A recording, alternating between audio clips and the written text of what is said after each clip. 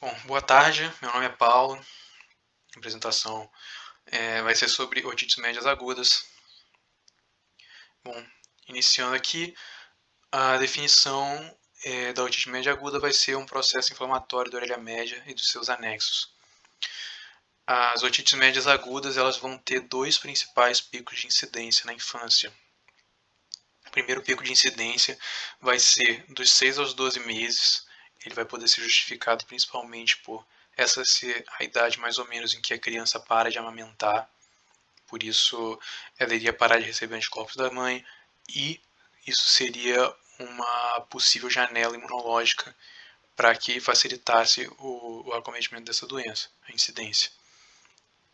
O segundo pico vai ser dos 4 aos 7 anos, que é mais ou menos a idade em que a criança começa a frequentar grupos sociais, como a escola, a creche e outros grupos. Os fatores de risco para o desenvolvimento das otites médias agudas vão ser principalmente a idade, as crianças têm um risco maior. A amamentação, no caso, vai ser um fator protetor. A criança que está sendo amamentada tem um risco menor de desenvolvimento de otite média aguda. A habitação, nesse caso, vai ser justamente a criança que está indo para a escola, para a creche, está tendo contato com outras crianças, aumenta o risco de ter uma infecção de viária superior, consequentemente aumenta o risco de ter uma otite média aguda.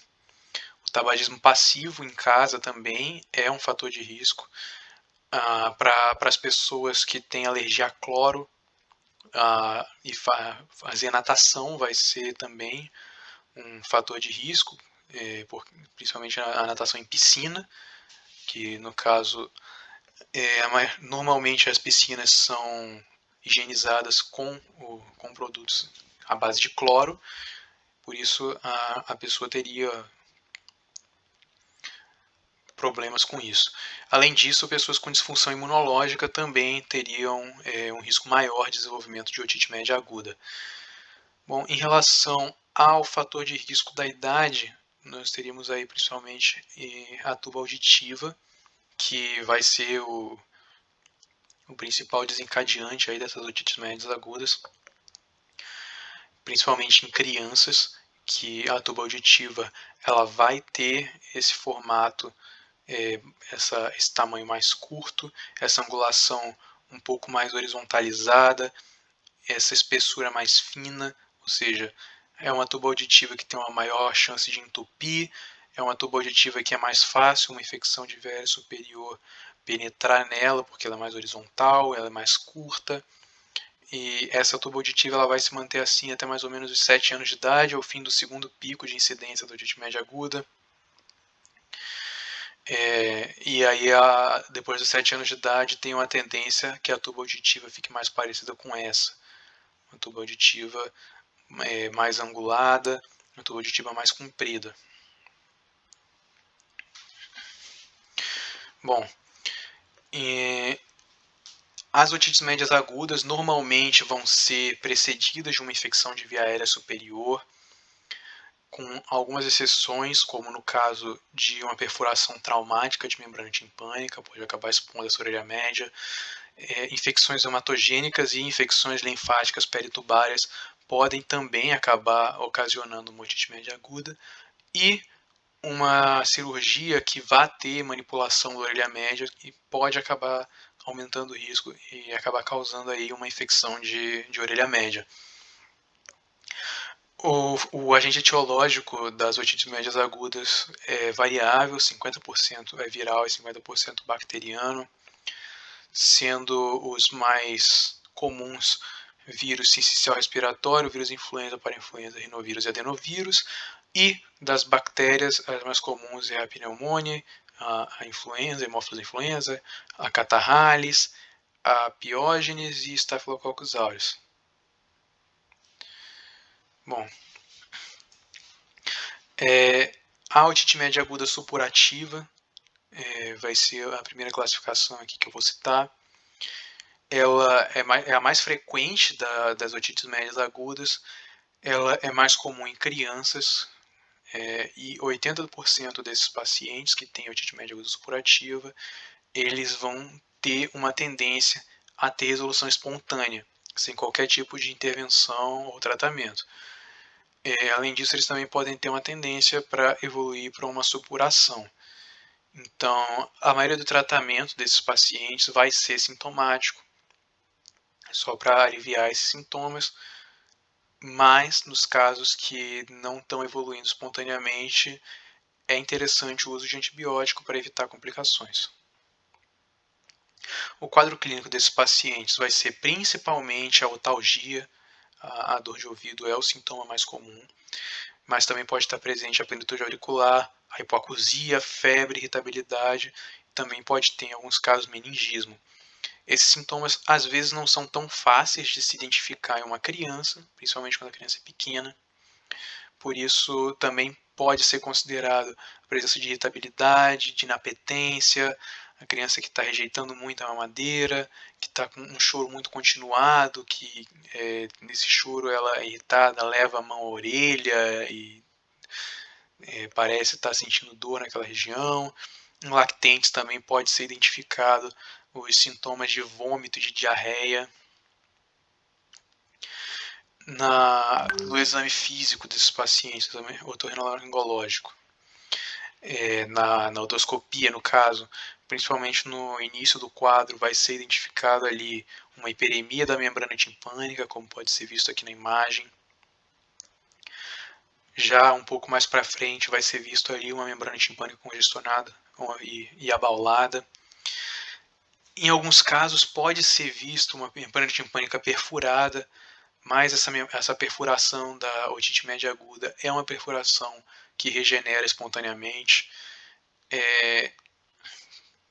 São poucos os casos que não regeneram, que seriam os casos que vão desenvolver uma otite média crônica. Mas normalmente é para que ela regenere espontaneamente. Na otoscopia, desculpa. Bom, o tratamento da otite média vai ser, como eu tinha dito, principalmente sintomático. Vai ser utilizando analgésicos, antitérmicos, utilizando corticoides, utilizando ali um descongestionante oral, tratar os fatores desencadeantes. Só tem que tomar cuidado com o uso do descongestionante em crianças, principalmente abaixo de 3 anos, por causa do risco que tem de acabar tendo sintomas neurológicos, como convulsão, por exemplo.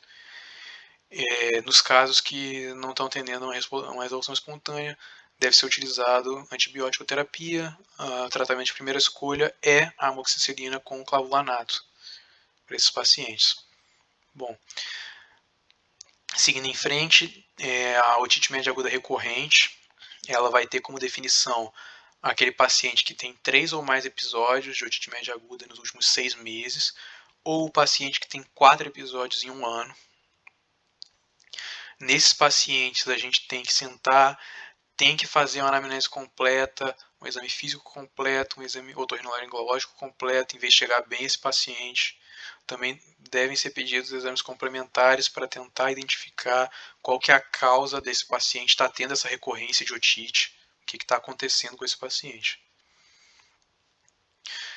Principalmente porque das complicações dessa otite média aguda recorrente, a gente vai ter uma possível mastoidite, pode aparecer uma paralisia facial, esses pacientes podem também ter perda auditiva. Nos casos das crianças que desenvolvem essa perda auditiva, pode estar também associado ali, acabar causando distúrbio de linguagem, distúrbio da fala nessas crianças. Consequentemente, também é possível distúrbio do aprendizado por causa disso. No tratamento dessas otites médias agudas, o tratamento clínico vai ser igual ao da otite média aguda supurativa, vai ser ali utilizando sintomático ou antibiótico. Deve ser, cada caso da otite média aguda recorrente deve ser tratado como se fosse uma otite média aguda supurativa. Mas a partir do momento que você identifica que existe essa recorrência, você pode optar por um tratamento cirúrgico. Você pode utilizar ali um tubo de ventilação timpânico, um TTV, com ou sem adenoidectomia, para diminuir a recorrência desses casos. Já em relação à otite média aguda com efusão, a definição dela vai ser uma doença em que o paciente ele vai ter líquido na orelha média, mas ele não tem qualquer tipo de infecção ativa, nenhum tipo de evidência de uma infecção ativa associada com esse líquido na orelha média, e a membrana timpânica está íntegra. Então,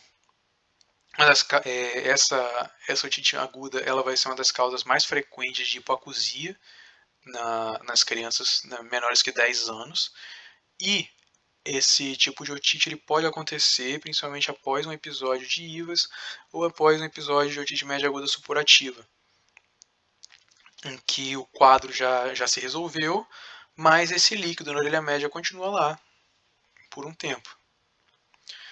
Bom, a otite média aguda, a maioria vai ser assintomática, mas alguns pacientes podem apresentar ali uma hipoacusia, podem apresentar uma autofonia. As crianças que apresentam esses sintomas podem acabar tendo também um distúrbio da fala, um distúrbio da linguagem, consequentemente, possível dificuldade de aprendizado. Na otoscopia, vai ser identificada ali, pode ser a membrana timpânica, pode estar retraída ou cheia, mas ela vai estar opaca, então não vai ser visível lá o triângulo luminoso desse paciente, do tímpano desse paciente.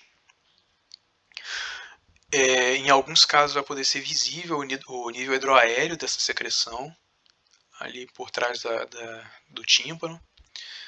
E nos casos em que pode-se pedir audiometria devido à hipoacusia, vai ser identificado no resultado uma disacusia de transmissão.